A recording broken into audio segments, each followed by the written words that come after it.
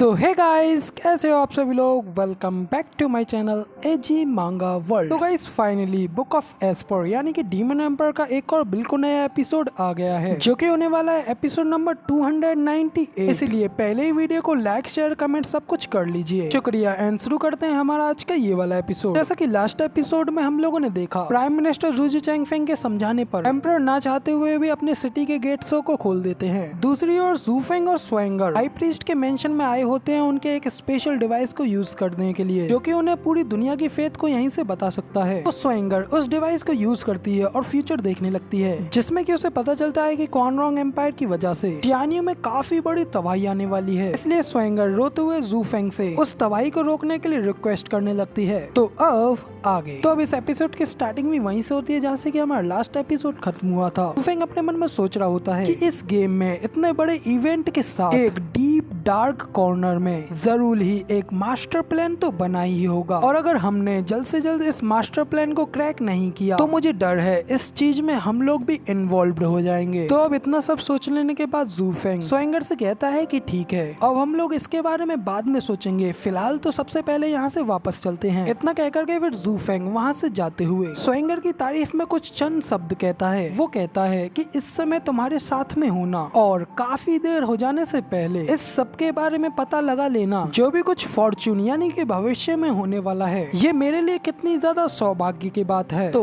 अब इधर जूफेंग के मुंह से तारीफ सुन करके स्वैंगर भी थोड़ा खुश होते हुए कहती है कि कोई बात नहीं, ये सब तो मैंने सिर्फ और सिर्फ अपने ग्रैंडफादर के लिए किया है और हमारे टियानियो के सारे मासूम लोगों के लिए। तो अब इतनी बात कर लेने के बाद जूफेंग और स्वैंगर दोनों ही हाई प्रीस्ट के उस टेम्पल से बाहर निकल आते हैं और बिना किसी टेंशन के वापस अपनी ल्यू क्लेन की ओर जाने लगते हैं। कि हम लोगों को दूर कहीं दो पहाड़ों की ओर दिखाया जाता है, जहाँ पे कि दो लोग वहीं दूर से जूफेंग और स्वैंगर के ऊपर जाते हुए नजर बनाए हुए होते हैं। तभी हम लोगों को उन लोगों को दिखाया जाता है, वो लोग और कोई नहीं, ब्लैक कपड़े पहने हुए वही शैडो किंग के आदमी होते हैं, जो कि एम्पर ने ही भेजे हुए होते हैं। वो लोग जूफेंग और स्वैंगर के ऊपर नजर बनाते हुए एक दूसरे से बात करते हैं और कहते हैं कि हमारी शैडो रिकॉन टीम अब से पहले कभी भी इतनी बुरी तरीके से नहीं हारी, और अब देखो हम लोग उनके ऊपर इतनी दूर से नजर बनाए हुए हैं, जिससे कि ना तो हमें कुछ भी स्पष्ट दिखाई दे रहा है और ना ही बिल्कुल कोई उनकी बातें सुनाई दे रही हैं। तो फिर आखिर हमारा उनके ऊपर नजर बनाने का फायदा ही क्या है। अब इधर अपने साथी की बात सुनकर के वो दूसरा वाला भी कहता है कि आखिर तुम क्या चाहते हो कि हम जूफेंग के पास जाकर के उससे पूछें कि आखिर वो लोग क्या बातें कर रहे हैं। ऐसा कुछ करने की बात अपने जहन में भी बिल्कुल भी मत लाना, क्योंकि अगर एक बार हम में से कोई भी उसके करीब पहुंच गया तो वो इजीली हमें दूर से ही देख लेगा। तब उस समय कोई भी मिराइकल या चमत्कार हमें उस जूफेंग के हाथों से नहीं बचा पाएगा। इसीलिए इन बातों को छोड़ो और आओ देखते हैं कि उन्होंने वहाँ पे अंदर क्या कुछ किया है। शायद वहाँ पे जाकर के देखने से हमें कुछ पता चल जाए। तो पहला वाला भी दूसरे की बात मान जाता है और वहाँ पे ढूंढने के लिए जाते हुए कहता है कि तो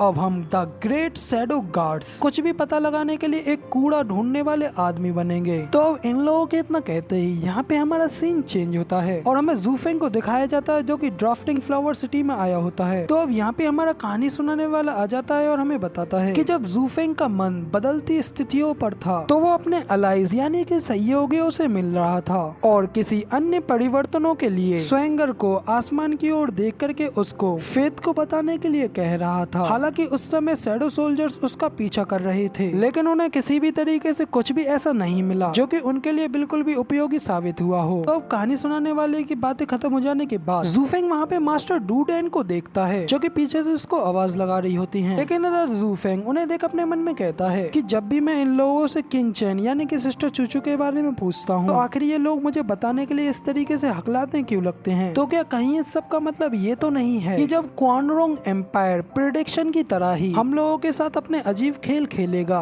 तो क्या ये लोग ल्यू क्लेन को कुचलने वाले वो चौथी पावर हो सकते हैं। इस सब को लेकर के मैं सच में काफी ज्यादा कंफ्यूज हूँ, इसलिए मुझे जल्द से जल्द एल्डर ली और बाकी सभी लोगों के साथ मिल करके एडवांस में अपने लिए कुछ प्रिपरेशंस करनी होंगी। इतना कहकर के जूफेंग अपने पास से एक जेट स्लिप निकालता है और उस जेट स्लिप में अपना मैसेज एल्डर ली के पास ट्रांसफर कर देता है। फिर जैसे ही वो जेट स्लिप एल्डर ली की ओर उड़ करके जाने लगती है, इसी के साथ ही जूफेंग अपने मन में कह रहा होता है अब हमारे ल्यू क्लेन को जल्द से जल्द और भी ज्यादा पावरफुल और तेज होने की जरूरत है। तो उस जेट स्लिप के चले जाने के बाद हम लोगों को 3 महीने के बाद का सीन दिखाया जाता है, जहाँ पे कि हम लोगों को एक झलक काफी बड़े और खतरनाक बीस्टों और इंसानों की आर्मी को दिखाया जाता है। है, जो कि कोई और नहीं बल्कि क्वान रोंग एम्पायर की ही आर्मी होती है। इसी के साथ हम लोगों को वापस से ल्यूकलैंड का सीन दिखाया जाता है। यहाँ पे की प्रिंसेस योंगनिंग भागती हुई ल्यूकलैंड में अंदर जा रही होती हैं और वो ज़ूफेंग को आवाज लगाते हुए कहती हैं कि ज़ूफेंग यहाँ आओ और देखो यहाँ पे कुछ है। तो इधर प्रिंसेस योंगनिंग की ये बात सुन करके ज़ूफेंग भी बाहर प्रिंसेस योंगनिंग के पास आता है और उससे कहता है कि प्रिंसेस आखिर तुम अब यहाँ पे इस समय क्या कर रही हो? मेरे पास फिलहाल तुम्हारे साथ बर्बाद करने के लिए समय नहीं है, इसलिए तुम मेरी जगह युनहाई और जंग मिस के साथ अपना टाइम पास करो। तो ज़ूफेंग की बात सुन प्रिंसेस योंगनिंग भी कहती हैं कि ये 100 साल में एक बार आने वाली ओकेशन है, जिसमें कि मैं खुद अपनी काइंडनेस के साथ तुम्हें शो देखने के लिए इनवाइटेड करने के लिए आई हुई हूँ, इसलिए तुम मुझे कम से कम धन्यवाद तो दे ही सकते हो। प्रिंसेस योंगनिंग ये सब कह रहे होते हैं कि तभी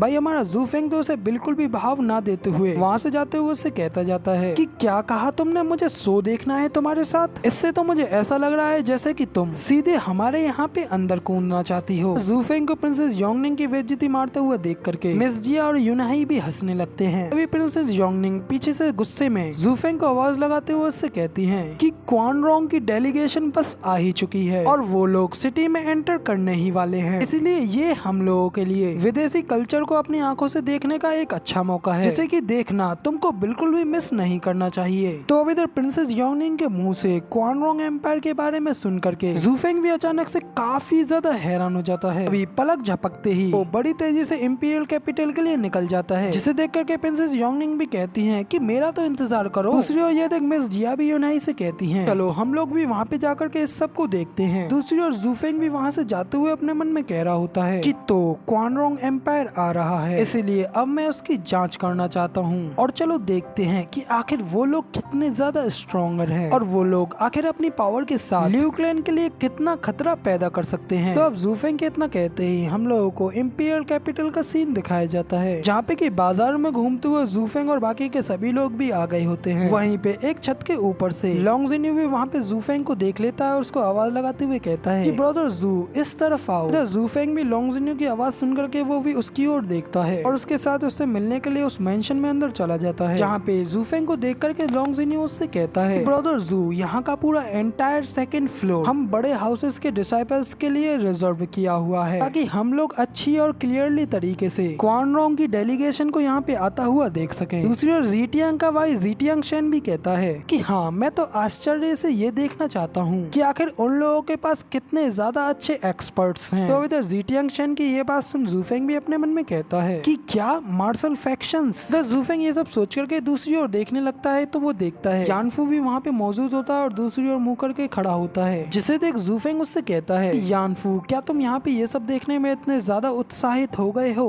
कि तुम यहाँ पे आकर के मुझे ग्रीट करने के लिए भी नहीं आए। तो इधर यानफू भी ज़ूफेंग की आवाज सुन करके थोड़ा शॉक हो जाता है और थोड़ा घबराते हुए ज़ूफेंग की ओर देख करके उससे कहता है स्टीवर्ट ज़ू मैं तो यहाँ पे कोइंसिडेंस से आ गया। तो इधर यानफू ज़ूफेंग से ये सब कह ही रहा होता है कि तभी यहाँ पे डेन भी आ जाती है और यानफू का आवाज लगाते हुए उससे कहती है कि यानफू मेरी मास्टर और मेरी मार्शल आंटी ऑलमोस्ट यहीं पर हैं और तुम्हें अभी तक कोई सीट नहीं मिली है। तो इधर डेन यानफू से ये सब कहते हुए ऊपर आई रही होती है कि तभी वो सामने की ओर ज़ूफेंग को देखती है और वो भी काफी ज्यादा हैरान हो जाती है और ब्लेस करते हुए यानफू को कोनी मारते हुए सारों में ज़ूफेंग के बारे में पूछने लगती है। तो इधर सब सिचुएशन को क्लियर करने के लिए यहाँ पे लोंगजिन्यू आ जाता है और ज़ूफेंग के कान के पास जाकर के उसे बताता है कि ब्रदर ज़ू मैं आपको इन लोगों के बारे में एक सच बताता हूँ, ये दोनों लोग एक काफी लंबे समय से एक साथ हैं, लेकिन तुम और बाकी सभी इम्पोर्टेंट कामों में इतने ज्यादा बिजी थे कि तुमने कभी भी इन लोगों के ऊपर बिल्कुल भी अपना ध्यान नहीं दिया। तो इधर लोंगजिन्यू की ये बात सुनकर के ज़ूफेंग भी काफी हैरान होता है। तभी वहाँ पे मास्टर डूडन आ जाती है और ज़ूफेंग के ऊपर चिल्लाते हुए उससे कहती हैं कि ज़ूफेंग आखिर ये सब क्या है, क्या तुम डेन को नहीं चाहते हो, क्योंकि ऐसा करके तुम उसकी जिंदगी बर्बाद करने जा रहे हो, और क्या तुम सच में इतने ज्यादा ईवल हो जो कि तुम खड़े खड़े बड़े आराम से ये सब देख रहे हो। तो इधर मास्टर डूडन की ये बात सुन करके ज़ूफेंग डेन और यानफू की ओर आगे बढ़ने लगता है। इसे देख करके यानफू और डेन दोनों ही काफी ज्यादा घबराने लगते हैं। तभी ज़ूफेंग यानफू के करीब आकर के अपना हाथ यानफू की ओर ऊपर उठाता है और हंसते हुए उसके कंधे पे शाबाशी देते हुए उसको वेल डन करता है और यानफू के इस क्रिया कांड से काफी ज्यादा खुश होता है। इतना कह करके ज़ूफेंग दूसरी ओर मुड़ जाता है और अपने सीने पे हाथ रख करके राहत की सांस लेते हुए कहता है कि आखिरकार फाइनली कम से कम मैंने इस डेन नाम के बोझ से तो छुटकारा पा ही लिया। तो अब इधर ज़ूफेंग ये सब अपने मन में कह रहा होता है। दूसरी ओर ज़ूफेंग को ये सब करते हुआ मास्टर डूडेन तो काफी ज्यादा गुस्सा होती हैं, जबकि यानफू अपने मन में कहता है कि आखिर अभी अभी ये सब क्या हुआ। तो अब इधर इन लोगों के इतना कहते ही हमारा ये वाला एपिसोड का यहाँ पे एंड होता है। तो अब इसकी आगे की स्टोरी इसके नेक्स्ट पार्ट में कवर करेंगे। तो आप लोग मुझे कमेंट करके बताना कि क्या मैं इसके नेक्स्ट एपिसोड को बना करके लेट नाइट ही अपलोड कर दूं या फिर कल सुबह जल्दी। जब तक वीडियो पसंद आई हो तो यार एक लाइक कर देना और चैनल पे नए हो तो चैनल को सब्सक्राइब कर देना। बाकी मिलते हैं इसके नेक्स्ट एपिसोड में, तब तक के लिए टाटा बाय बाय, फिर मिलते हैं।